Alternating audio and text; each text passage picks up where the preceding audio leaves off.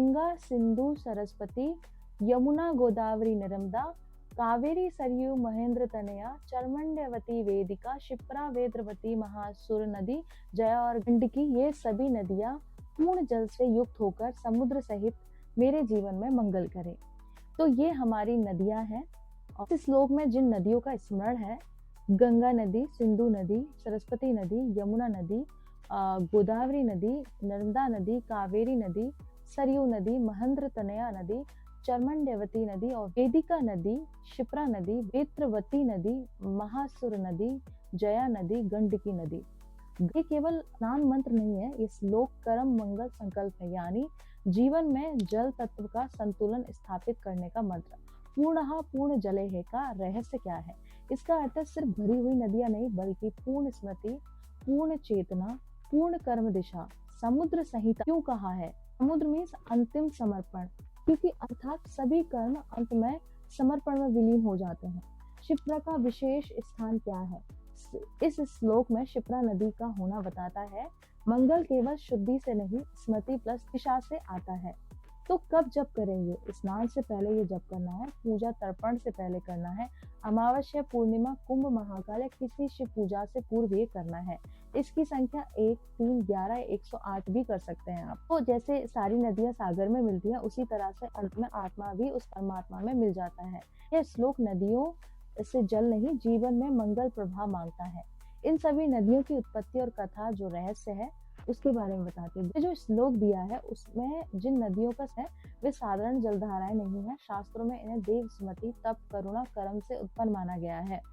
गंगा नदी शिव की जटा से जन्मी है। गंगा जो है स्वर्ग की नदी मंदाकिनी थी। स्वर्ग में राजा भागीरथ की तपस्या से पृथ्वी पर अवतरित हुई। शिव ने उन्हें अपनी जटा से धारण किया, पृथ्वी पर प्रवाहित किया। इसका जो रहस्य है, गंगा मीन्स अहंकार और पाप का शालन है, इसलिए ये मोक्षदायिनी कहलाती है। उसके बाद सरस्वती नदी जो है ब्रह्मा की वाणी से उत्पत्ति हुई है। सरस्वती को ज्ञान और वाणी की धारा माना गया है। वेदों में यह दृश्य नहीं थी, बाद में अंतर ध्यान हुई। इसका रहस्य, ज्ञान जब अहम से टकराता है तो अंतर्मुखी हो जाता है, इसीलिए सरस्वती गुप्त प्रभा बन गई। यमुना सूर्यदेव की पुत्री और यमराज की बहन है। कृष्ण लीला से यह नदी करुणा और प्रेम के प्रतीक बनी और ये कृष्ण भगवान की पत्नी भी है। इसका अर्थ है यमुना भाव की शुद्धि करती है, ये कर्म नहीं धोती, भाव को बदलती है। नर्मदा नदी है शिव के तप से जन्मी है। नर्मदा शिव के तप से उत्पन्न मानी जाती है। उन्हें रेवा कहा जाता है, उछलती हुई धारा। नर्मदा तप और वैराग्य का प्रतीक है। एक दर्शन भी फलदायी कहा गया है। इनका कोई एक बार दर्शन कर दे तो वो भी फलदायी होता है। अब गोदावरी नदी, ऋषि गौतम की तपस्या से गंगा दक्षिण में प्रकट हुई, इसीलिए इसे दक्षिण गंगा कहा गया। इनका जो रहस्य है, सबसे दिशा बदली जा सकती है, कर्म क्षेत्र का विस्तार मिलता है। उसके बाद कावेरी नदी करुणा से जन्मी है। कावेरी देवी ने लोक कल्याण हेतु नदी रूप लिया। सेवा और समर्पण से उत्पन्न धारा है ये, जीवन पालन की नदी है ये। उसके बाद सरयू नदी विष्णु भगवान की करुणा से उत्पन्न हुई है। सरयू को वैकुंठ से अवतरित माना गया है। राम की जन्मभूमि और जल समाधि की साक्षी है सरयू नदी। सरयू नदी जो है मर्यादा और शांति सिखाती है। फिर है सिंधु नदी, ऋग्वेदिक जीवन धारा में सिंधु ऋग्वेद की प्रमुख नदी है, सभ्यता की जननी है। जो इसका रहस्य भौतिक और आध्यात्मिक जीवन का ये संतुलन बनाती है। इसके बाद है क्षिप्रा नदी, शिव शक्ति की स्मृति धारा है ये नदी। क्षिप्रा को शिव की जटा और शक्ति की करुणा से उत्पन्न माना जाता है। इसका जो रहस्य है, क्षिप्रा स्मृति और कर्म दिशा देती है, इसीलिए उज्जैन को काल गणना का केंद्र माना गया है। और दूसरी जो नदियां हैं, गंडकी विष्णु जी के स्पर्श से हुई है, शालिग्राम प्राप्त होते हैं। वेत्रवती वेतवा तपोभूमि की रक्षा के लिए। चर्मण्यवती मतलब चंबल नदी कर्म प्रक्षालन के लिए है। महेंद्र तनया पर्वत कन्या ओडिशा की जीवन रेखा है। नदियां इसलिए प्रकट नहीं हुई कि मनुष्य नहा ले, बल्कि इसलिए कि मनुष्य स्मरण करे कि वह कौन है। गंगा शुद्धि है, सरस्वती ज्ञान है, नर्मदा तप है, यमुना प्रेम है, क्षिप्रा स्मृति है। इन पांचों के बिना जीवन अपूर्ण है। तो जहाँ पे नदी है वहाँ कथा है, और जहाँ कथा है वहाँ चेतना बहती है। महादेव ने क्षिप्रा नदी को क्यों उत्पन्न किया, ये जानते हैं। शिप्रा नदी की उत्पत्ति केवल जल के लिए नहीं हुई, शास्त्रीय परंपरा और साधक अनुभव कहते हैं शिप्रा का जन्म स्मृति काल और कर्म को संतुलित करने के लिए हुआ। उज्जैन में काल की भूमि पर स्मृति के बिना काल अधूरा है। उज्जैन को प्राचीन काल में समय गणना का केंद्र माना गया। महादेव ने जाना, जहाँ काल प्रबल होगा मनुष्य भूल जाएगा अपने कर्म, अपनी दिशा और अपने सत्य को। इसलिए महादेव ने ऐसी नदी प्रकट की जो कर्म न धोए बल्कि कर्म की याद दिलाए। शिव की जटा से शांत धारा उग्र नहीं। मान्यता है कि महादेव ने अपनी जटा से शीतल स्थिर धारा प्रवाहित की थी, जो गंगा की तरह उग्र नहीं, नर्मदा की तरह तपस्विनी नहीं, बल्कि मन को ठहराने वाली हो। इसलिए शिप्रा को तट पर मन शांत नहीं स्पष्ट होता है।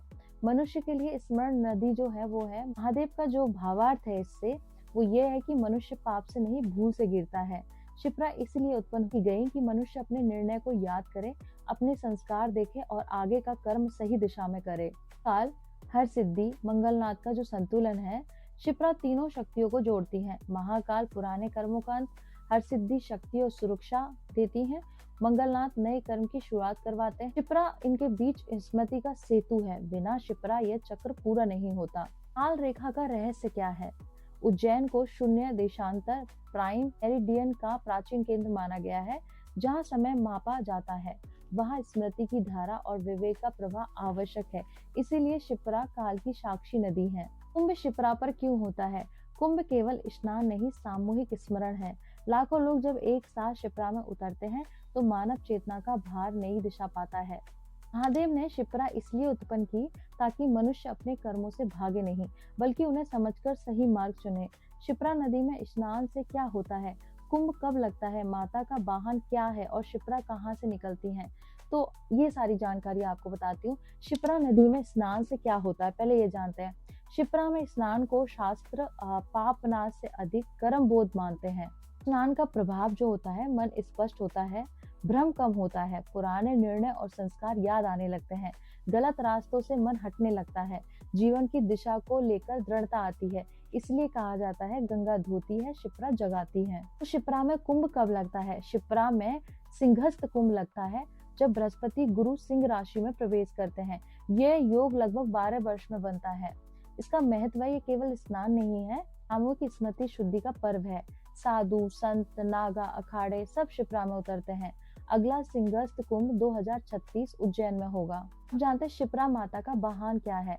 लोक परंपरा और साधक मानते हैं शिप्रा माता का वाहन हंस मीन्स हंस वाहिनी रूप है। हंस विवेक, सत्य और निशील विवेक है। इसका अर्थ है शिप्रा माता सही गलत का भेद कराना सिखाती है। कुछ क्षेत्रों में शिप्रा को केवल मात्र जल रूप में नहीं माना जाता, मूर्ति पूजा नहीं होती। शिप्रा नदी कहाँ से निकलती है? इनका उत्पत्ति स्थान कहाँ से है? शिप्रा का उद्गम विंध्य पर्वतमाला स्थान काकरिया जानपाव क्षेत्र इंदौर के पास में है। दिशा दक्षिण उत्तर से आगे चलकर उज्जैन से होकर बहती है। इनकी आध्यात्मिक मान्यता जो है, महादेव ने इसे स्मृति धारा के रूप में प्रकट किया ताकि काल नगरी उज्जैन में कर्म का संतुलन बना रहे। शिप्रा में स्नान शरीर नहीं मन को बदलता है, इसलिए महादेव ने इसे काल की भूमि में प्रवाहित किया। शिप्रा माता का स्थूल निवास शिप्रा नदी की धारा में है। उज्जैन में जो रामघाट है वहाँ महाकाल क्षेत्र के पास में ही है। यही कारण है कि शिप्रा को चलती हुई देवी माना जाता है, किसी एक मंदिर में वो सीमित नहीं है। इसका सूक्ष्म और आध्यात्मिक जो निवास है वो शास्त्रीय भाव में शिप्रा माता का सूक्ष्म निवास मनुष्य की स्मृति मतलब मेमोरी में है, विवेक और कर्म बोध में है। इसलिए कहा जाता है शिप्रा बाहर नहीं भीतर बहती है। भी कर सकते हैं। शिप्रा तट पर या घर में शुद्ध जल सामने रखे, जल को देखकर मन शांत करे, मन में केवल एक ही प्रश्न करे, ये भावना रखे माता मुझे सत्य दिखे भ्रम नहीं। उत्तर अक्सर ऐसा ही आता है, मन अचानक स्पष्ट हो जाता है, किसी निर्णय पर अटकन टूट जाती है, वही प्रश्न दोबारा परेशान नहीं करता। शिप्रा माता से इच्छा नहीं दिशा पूछी जाती है। शिप्रा माता का जो मंत्र है वो है ओम स्मृति दायिने शिप्राय नमः, ओम शिप्रा माताय नमः, ओम काल साक्षिमती दायिने शिप्राय नमः। इनकी जप की विधि है 11, 21 या 108। समय शिप्रा स्नान से पहले करना, महाकाल दर्शन के बाद, अमावस्या पूर्णिमा, दिशा पूर्व उत्तर में। जो बहुत कम लोग जानते हैं, उनके जो संकेत मिलते हैं वो ये है, शिप्रा माता उत्तर देने से पहले भ्रम तोड़ती है, इसलिए मन बेचैन हो सकता है, फिर अचानक स्पष्टता आती है। शिप्रा माता का निवास जल में नहीं मनुष्य की स्मृति में है। तो सब्सक्राइब कर लीजिए, शेयर कर दीजिए और मेरे साथ बोलिए ओम नमः भगवती हर हर महादेव, शिव शंभो, राधे राधे।